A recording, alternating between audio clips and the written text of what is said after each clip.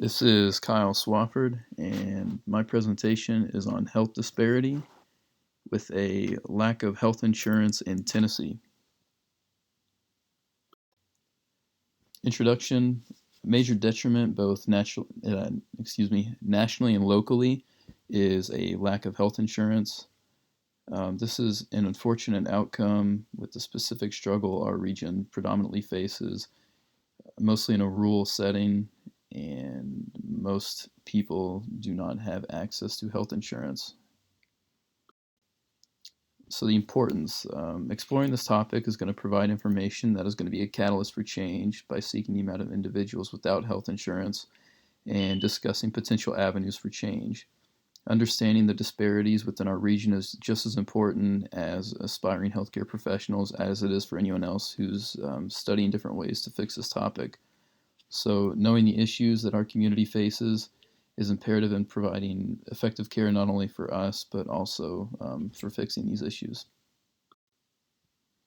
Identification, a leading cause most individuals not seeking care or follow-up care is addressed with not having health or medical insurance.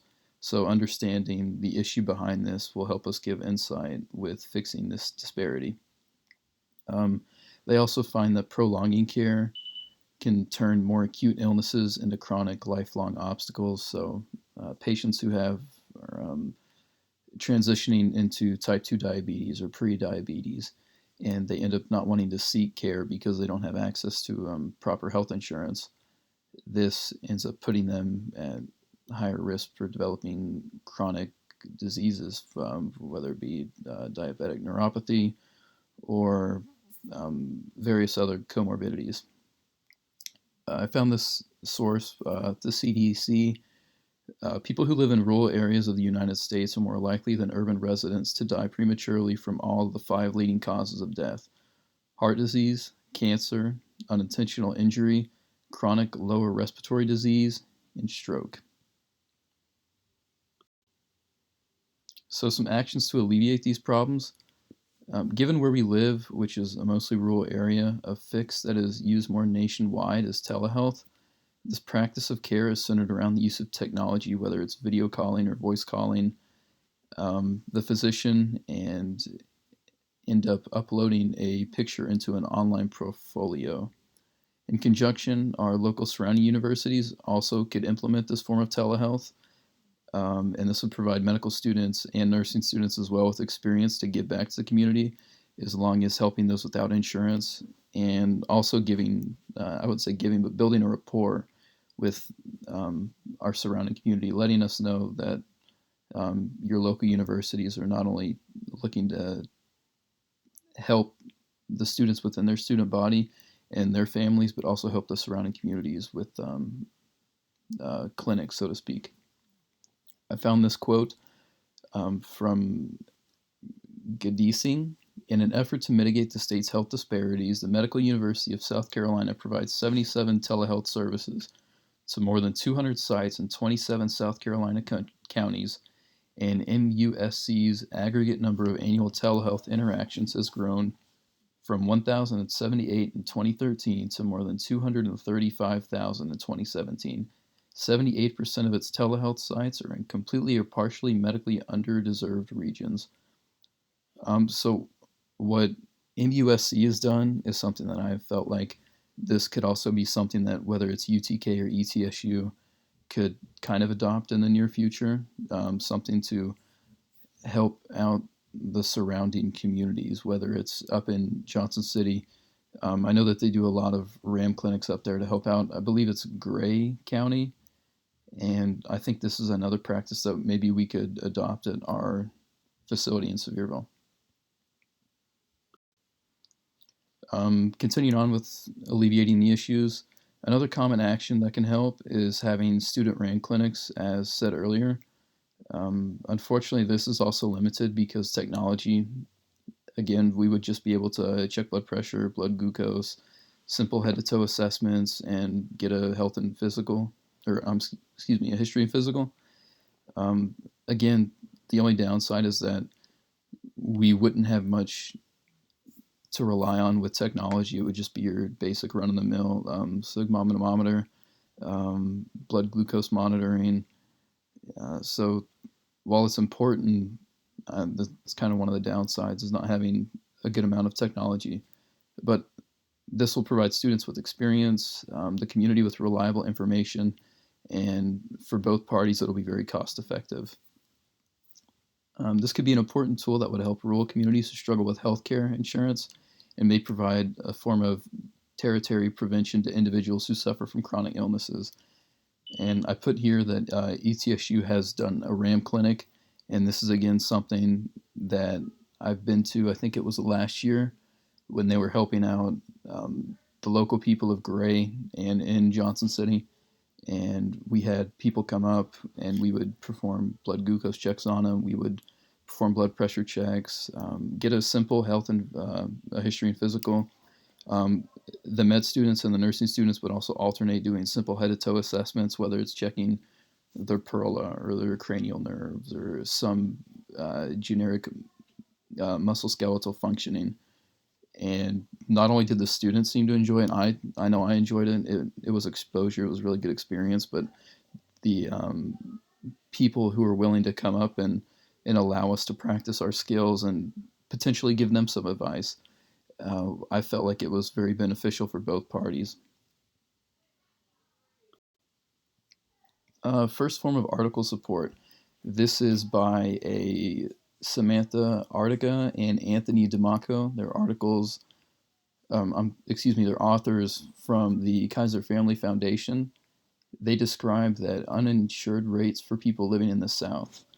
15% of individuals in the South are uninsured compared to the 10% of individuals in the rest of the country. They go on by further elaborating on the health insurance disparity the South faces and a potential solution.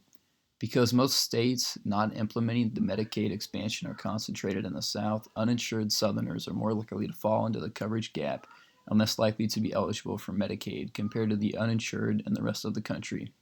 If all states were to expand Medicaid, the coverage gap would be eliminated and 61% of uninsured Southerners would be eligible for coverage, with the share eligible of Medicaid increasing from 16% to 44%.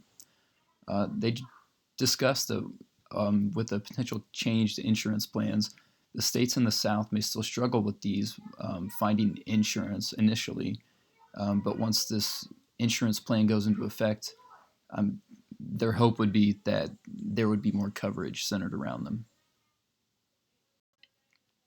Second article support. Professors at University of Tennessee, Leanne Luna and Emily Pratt, surveyed local Tennesseans and found about 8.1% of Tennessee adults were uninsured, a percentage that is essentially unchanged from 2018, while the share of children without insurance increased from 2.3% last year to 2.8% in 2019. In comparison with the other trends given by the Kaiser Family Foundation, the numbers are trending lower than average nationally. The decrease in adults and children without insurance is good data, but this is an improvement that there is still room for growth in our surrounding areas. And they also listed that the major reason for individuals being without insurance is due to affordability, which I will discuss later in the presentation. Excuse me. The total number of uninsured individuals from Tennessee is reported by Brett Kelman. He is a writer for Tennessean newspaper, and he states the Census Bureau now estimates that more than 675,000 Tennesseans, or about 1 in 10 state residents, do not have insurance coverage. This is a trend of data that points towards a regression of uninsured individuals in the area of Tennessee. These numbers don't specifically target the Tennessee population, but another quote by Kelman, with the Bureau reported, the number of Americans with no insurance rose for the first time since the passage of the Affordable Care Act, climbing by nearly 2 million to an estimated 27.5 million. Kelman reports that the reasoning for people not having insurance isn't because of eligibility, but incomplete paperwork from the two major resources of insurance of Tennessee. Another quote by him is that Medicaid enrollment has plunged in Tennessee, with state data showing that TennCare's total enrollment has shrunk by more than 120,000 people since January of 2017. Nearly all of these disenrollments occurred with the state government processed insurance renewals with an outdated system of paper forms and postal mail. TennCare officials were often unable to determine if families qualified for coverage, and many people face disenrollment due to incomplete forms, not eligibility.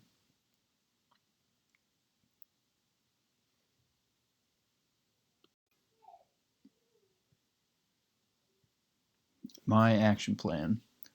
From all sources used throughout the presentation, each had cited that the reason most people do not have insurance is cost, outside of Kelman, who had said that the reason he found people did not have TennCare or Medicaid is due to the fact that the issuing of it all was very convoluted.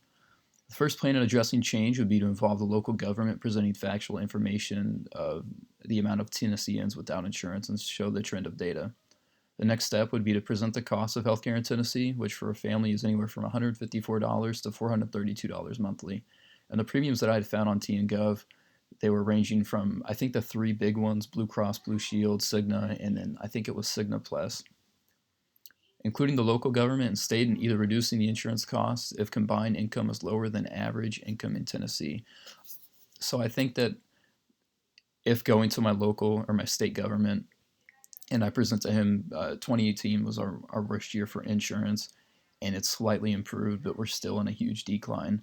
I would then say that the amount of the premiums that we're charging, if our average family makes an X amount of money, I will say $45,000, and we have families who are struggling, or if not having health insurance at all, if they fall below that certain average median, then maybe that's when the government could step in and say, okay, we're going to give you reduced insurance. I think that would potentially be a step in the right direction. But if this doesn't work, some interventions that would be effective: providing education on TennCare. I know that some of the requirements, you have to be under 21 years of age, um, again, make below a certain amount of money.